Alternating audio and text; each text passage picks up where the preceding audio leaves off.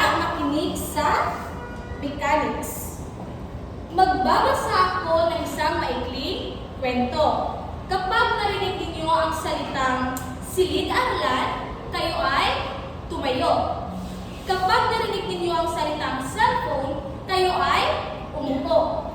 Kung mali ang inyong kilos ay out na kayo sa laro. Ang huling tama sa lahat ng kilos ay siya ang panalo. Handa na ba kayo? Handa! O sige. Uulitin ko pag narinig ninyo ang salitang silid-aralan, tumayo. Kapag narinig ninyo ang salitang cellphone, kayo ay umupo. Sige. Sisimulan ko na. Isang umaga, gumising si Pedro at naghanda para sa paaralan. Kinuha niya ang kanyang bag at cellphone. Sumakay siya ng bus papunta sa paaralan. Pagdating niya, pumasok siya sa kanyang silid-aralan. Sa loob ng silid-aralan, nakita niya ang kanyang mga kaibigan. Binuksan niya ang kanyang cellphone para tumingin ng oras. Nagsimula na ang klase. Lahat ng cellphone ay dapat nakapatay sa silid-aralan. Nag-aral si Pedro ng mabuti. Sa recess, lumabas siya sa silid-aralan at naglaro.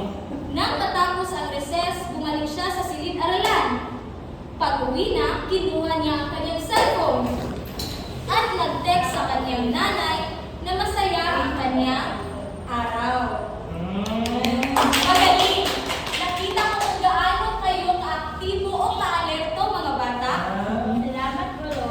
Ngayon, para mas maging masaya ang ating araw, nais kong kumanta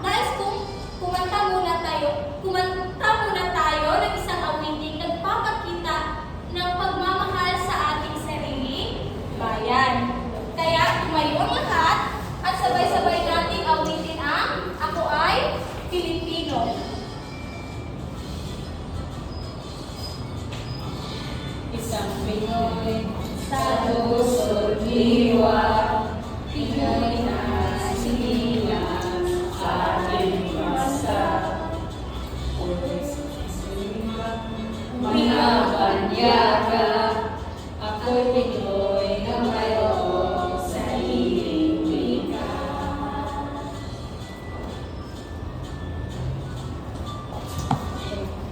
Maraming salamat, mga bata. Ngayon, maaari na kayo umupo. Nakita ko na napakaganda ng inyong mga tinig. Salamat po. Ngayong araw, mahalaga na alalahanin natin ang mga alituntunin at paalala sa ating silid-aralan. Dahil nais ko na maging masaya at maging produktibo ang ating silid-aralan para sa lahat. Kaya, makinig ng mabuti ang alituntunin sa silid-aralan. Ito ay sigla. Ang S ay patungkol sa sumunod sa mga talubilin ng guro. Ang letrang I, itaas ang kamay kapag gusto sumagot. Sa letrang J, gumamit ng magalang na pananalita. Sa letrang L, linisin ang paligid at umupo na maayos. Sa letrang A, ayusin ang gamit at silid-aralan. Ngayon, bago tayo magpatuloy sa ating bagong aralin, balikan muna natin ang ating tinalakay noong nakaraan. Sino ang nakakatanda pa? Ano-ano ang pinag-usapan natin noong nakaraang araw? Ang teksto informatibo. Magaling! Ang tekstong informatibo. Ngayon, handa na kayo sa ating panibagong aralin. Kaya, meron akong inihandang mga larawan dito. Igugrupo ko kayo sa dalawang pangkat. Maaaring yung video, dito ka na lamang.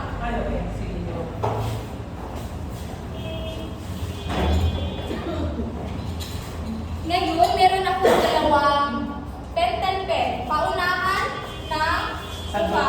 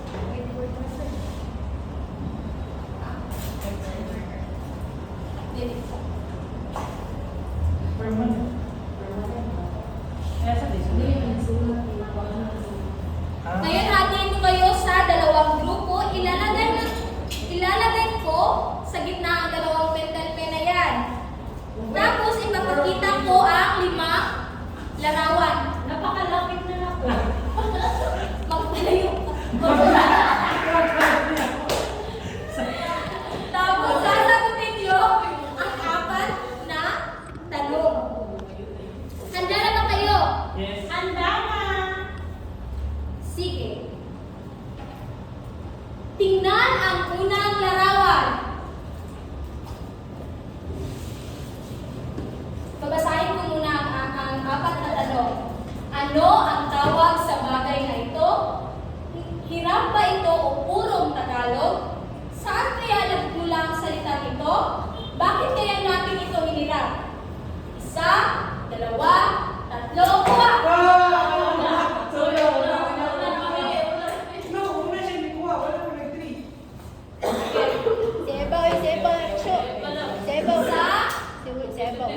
Isa, dalawa, tatlo, go!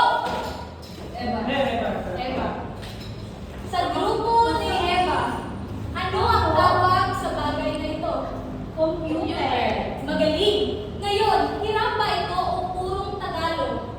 Hiram. Tama, ito ay hiram. Hiraman natin sa salitang Ingles. Saan kaya nagmula ang salitang ito? Sa mga Ingles. Magaling! Napakagaling ng grupo ni Eva. Ito ay hiram natin mula sa Ingles na computer. Computer. Bakit kaya natin ito hiniram? Wala po kaming ideya. Bakit nga ba? Hiniram natin ang computer ay dahil mas madali kasi sa atin na gamitin ang hiram na salita kaysa gumawa ng sarili atin. Matatalakay natin yan mamaya. So, ngayon naman ang pangalawang larawan. Isa, dalawa, tatlo, kuha! Itaas ako. Okay, again. Isa, dalawa, tatlo, kuha! Ano ang tawag sa larawan na ito? Ngayon, hiram ba ito o purong Tagalog? Hiram. Saan kaya nanggaling? Sa salitang Ingles pa rin po. Napakagaling. Bakit kaya natin ito hiniram? Dahil nasabi ko kanina na mas madaling bumagay pagdalang na salita sa gumawa ng bago. Napakagaling. Ngayon, sa pangatlong larawan. Isa, dalawa, tatlo, kuha!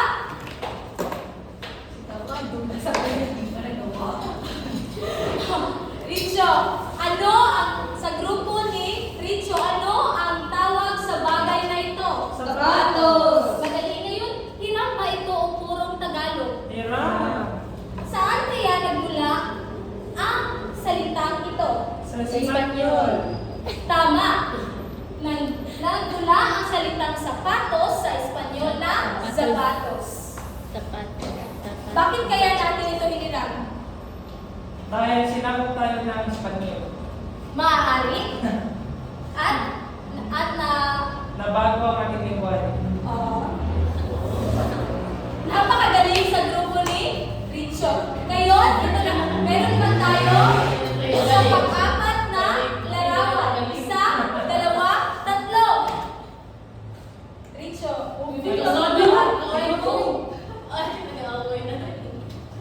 Sige, go.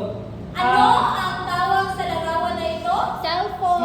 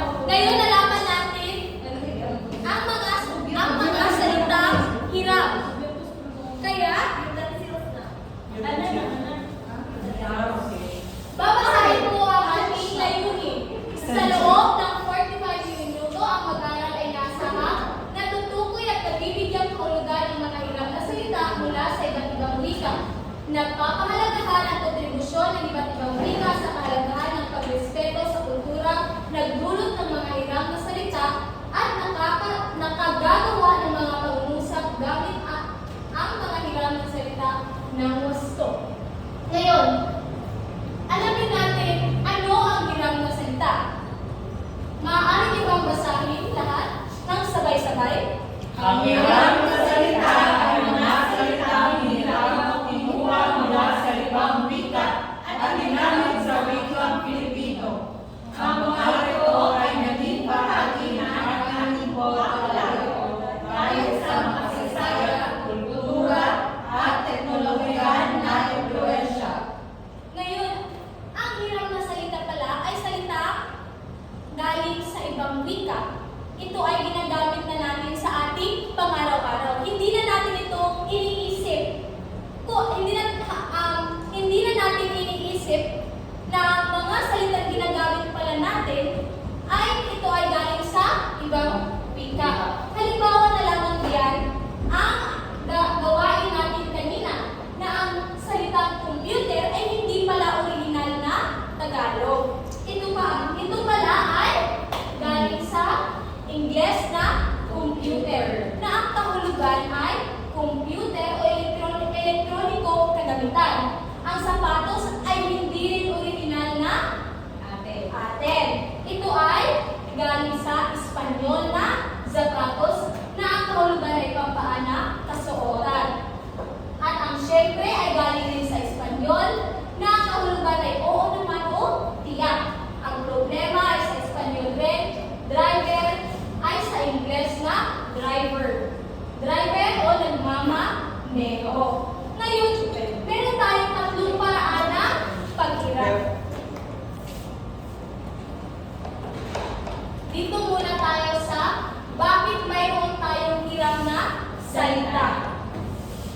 Meron tayong tatlong pangunahing dahilan. Una dyan, ang kasaysayan ng kolonisasyon. Alam naman natin na sinakop tayo ng ibang bansa. Isa na dyan ang Espanyol. Sinakop tayo ng 30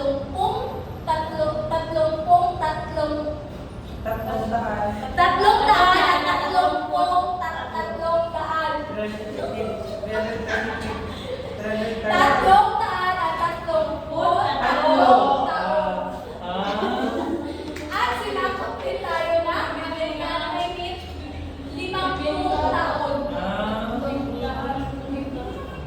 Dahil dito maraming salitang Espanyol at Ingles ang pumasok sa ating wika. Isa na dyan ang mesa, silya, ano pa, kutsara, la mesa, ano pa? Pare, dito. At ang sa Ingles naman ay bag, pen, notebook, computer. Yan naman ang sa Ingles. Pangalawa, aircon. Kalakalan at pakikipag-ugnayan. Pakibasa? Nakikipagkalatan tayo sa China, kaya may mga salita ang Chino. Dumating ang mga Arabe at nagdadala ng kanilang kultura. Pakikipag-ugnayan sa iba't ibang bansa. Moderne. Nakikipagnegosyo tayo sa ibang bansa. Bumibili at nagbebenta tayo sa China at Japan. Kaya ang salitang siopaw ay nanggaling dito sa China, na ang ibig sabihin ay mainit na tinapay. Yung siopaw, ano pa yun? Pansit. Ang salitang pansit at ang salitang sushi. Galing yun sa China. Bakit nga? Ano nga yung kalakalan ng pakikipag-ugnayan? Dahil ang Pilipinas ay bumibili at nagbibenta sa ibang bansa. Nakikipagkalakalan tayo sa ibang bansa. Ang pangatlo ay ang modernisasyon at teknolohiya. Maraming bagong imbensyon na dumadating sa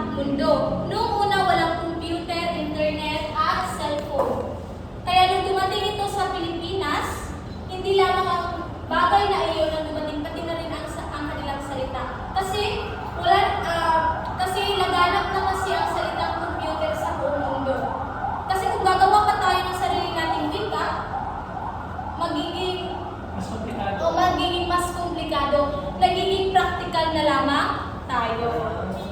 Ngayon, meron tayong tatlong paraan na paghiram. Una dyan ang direktang paghiram. Dito, kung nakikita nyo, ang bag ay bag pa rin. Ang internet ay internet pa rin. Pangalawa, ang pagbabago ng kahulugan. Computer,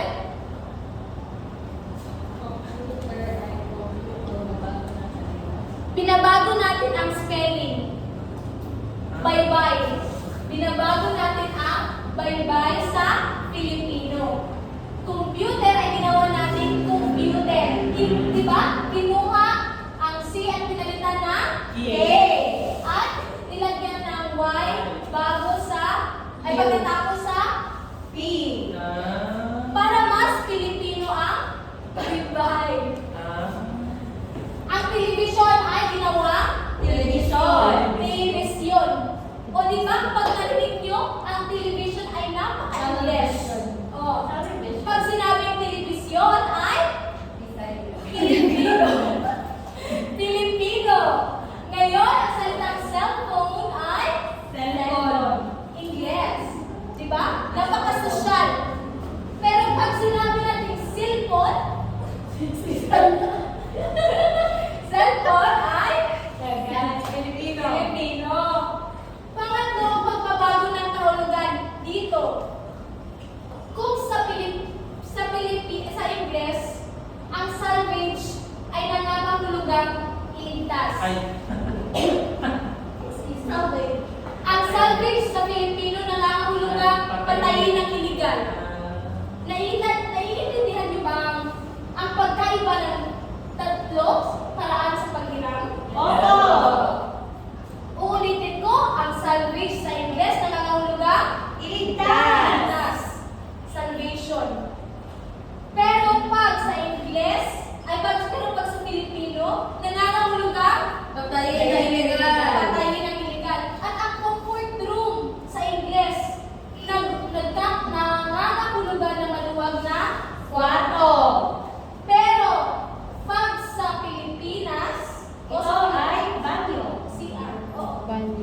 Marahil ay naiintindihan ninyo ang aking pagtatalakay. Ngayon, meron akong gusto ipasagot sa inyo. Kung nauunawaan niyo ba ang hiram na salita? Dito ko lamang ilalagay. Kinakailangan nyo lang bilugan ang hiram na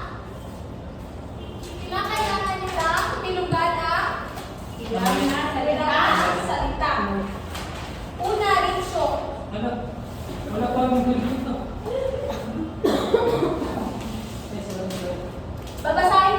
Babasahin muna natin bago natin ilugan. Okay. Hanapin ang hiram. Si Ana. Si Ana. Hindi maaga. Nagluto siya ng breakfast at uminom ng juice. Pagkatapos, sumakay siya ng jeep papunta sa paaralan. Sa classroom, nakinig siya ng mabuti sa teacher. Sa recess, nagdala siya ng pagbalot kasama ang kanyang mga kaibigan. Okay, Richo?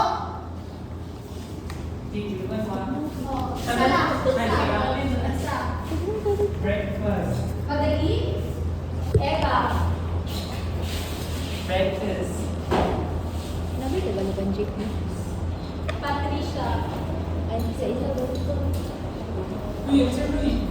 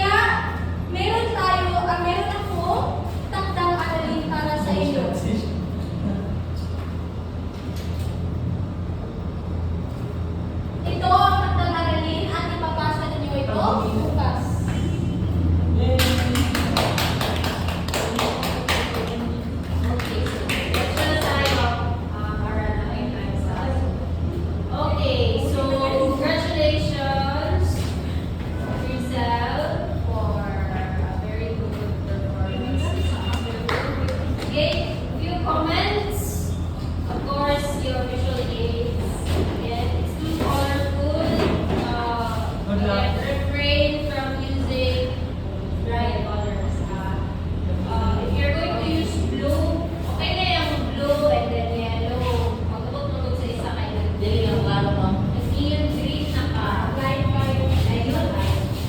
Okay, so, and then also, I have also observed, atin ako, kanisa yung lesson plan, right? Kanina mga examples na yung ginata. Atag mga other, hirap sa mga salita examples. So, all of it, hindi ako di mga guys. So, okay. So, for improvements, no? There's a lot more of hirap na salita. And since this is already grade 6, so you can go higher than that. Very good yung explanation dun sa tatlong paraan ng paghiram. Kasi very, you guys are so good with Filipino. That's a good job. Marunong kayo mag, ano ng Filipino. Kasi may iba na hindi talaga marunong mag-Filipino. Mahirap yan.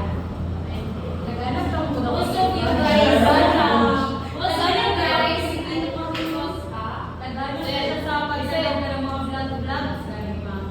anak ko, it's a factor. But again, we do not know with the kids. Sa inyong age, okay. Pero sa inyong mga future pagtutuan, it's a hard thing. It's hard for them to learn Filipino. Kasi, again, ang influence nila is YouTube. Is Rachel, Meron, Peppa-Baby. Yan.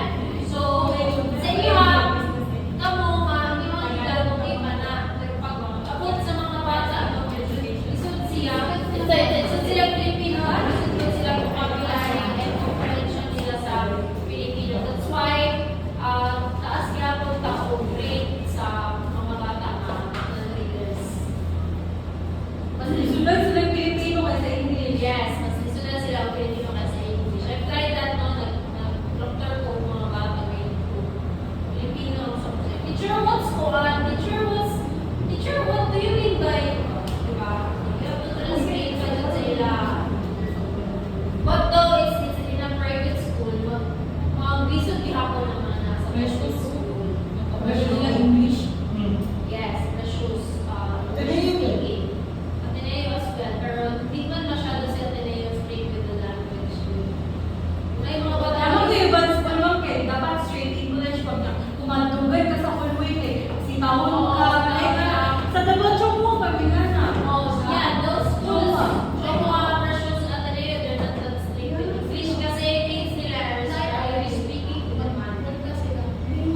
Even teachers, they do not really, sa precious Mongol, what I know, even teachers, they are really strict with the teachers. So dapat if you are going to speak with your students, you have to speak in English, straight. Yan yung mahirap sa kanila.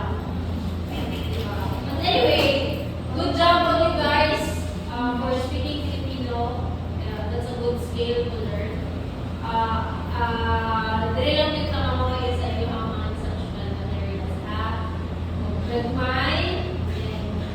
Yeah, okay. Yun ang mabasa sa color. Color. Be very conscious with your colors. Ha? Ayun, ang panahon eh. But very good, Jursa. Naano mo, memorize din mo. Pero letter E din siya. Rincho, computer, Mr. K, E. Tapos, kinitin pa ako. Ay, tatlong